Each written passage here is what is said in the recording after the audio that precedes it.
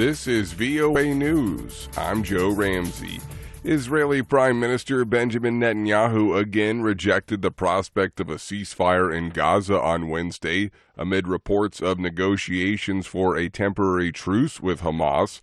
Fighting has raged in Gaza for over a month following Hamas's shock October 7th attack that killed more than 1,400 people, mostly civilians, and took 239 hostages, according to Israeli authorities.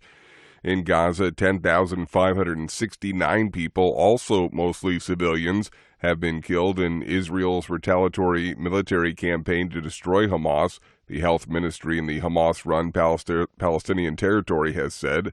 Hamas is a U.S.-designated terrorist group. The West Bank town of Harara has been a focus of violence since the beginning of the year, with both Palestinians and Israeli settlers being killed. Now, with violence escalating, Israeli forces decided to shut down the entire central area of the town. Jan Boshat has the story. For those just driving by, Hawara seems like a ghost town. On its main street, there are no people. All shops are closed. Garbage piles up. Since the beginning of the war, Palestinians have been forbidden to work, walk, or drive on the main street of this Arab town in the West Bank. With the escalation of violence, Israeli forces now are preventing Palestinians from crossing from one side of Hawara to the other by car. Almost all the streets that link to the inner parts of town have been blocked off. Jan Boshat, VOA News, Hawara, West Bank. The Israeli army released video on Wednesday of what it said was the location and destruction of tunnels in Gaza used by Hamas. This is VOA News. European Commission President Ursula von der Leyen on Wednesday announced the EU recommends inviting Ukraine to begin membership talks as soon as it meets final conditions, even as it fights to repel Russia's war, Reuters correspondent Fiona Jones reports. Ukrainian President Volodymyr Zelensky praised the decision on Wednesday as a historic step as the nation struggles to repel Russia's invasion. Von der Leyen says Kyiv currently meets 4 out of 7 conditions to start formal talks, but must reach those outstanding before they can begin. Russia's invasion of Ukraine put enlargement back at the top of the EU's political agenda as the geopolitical rivalry between Moscow and the West erupted with a new force. All 27 national EU leaders will vote in mid-December with unanimous support needed for membership negotiations to progress. Reuters correspondent Fiona Jones. The worst flooding to hit Somalia in decades has killed 29 people and forced more than 300,000 to flee their homes, the National Disaster Management Agency said on Wednesday, following heavy rains that have inundated towns across East Africa.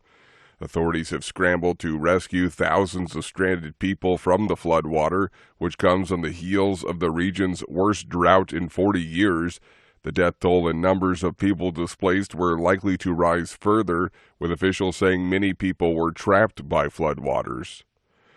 Ivanka Trump testifies she had no role in her father and former U.S. President Donald Trump's personal financial statements, which are central to the civil fraud trial that could reshape the family business, AP correspondent Julie Walker reports. Ivanka Trump took the witness stand Wednesday, telling the court, "I wasn't involved in his statement of financial condition," about her role as Donald Trump's daughter and an executive vice president at the family business, which she left to go with her father to the White House. She was dropped from the state attorney general's lawsuit alleging Trump inflated his wealth to secure loans, but the state still says she was central to some deals. Ivanka Trump testified she did not recall ever having provided asset valuation information for the statements. At court in Manhattan, I'm Julie Walker. U.S. House of Representatives Speaker Mike Johnson told key Republican Party majority members on Wednesday he will decide within the next 2 days on a path to avert a potential government shutdown, according to lawmakers. The Republican-controlled House and Democratic Party-led Senate have just over a week to agree on a stopgap spending measure to keep federal agencies open after current funding expires on November 17th. I'm Joe Ramsey, VOA News.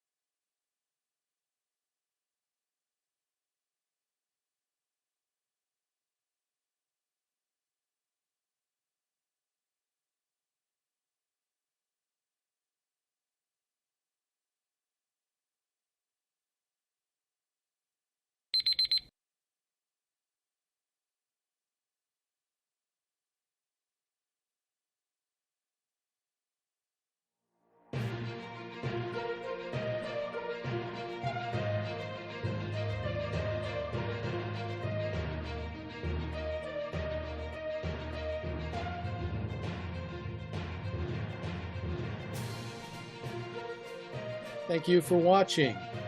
Can you do me a favor? Please leave a comment in the comments section below. That would really help. Thank you, and see you again soon.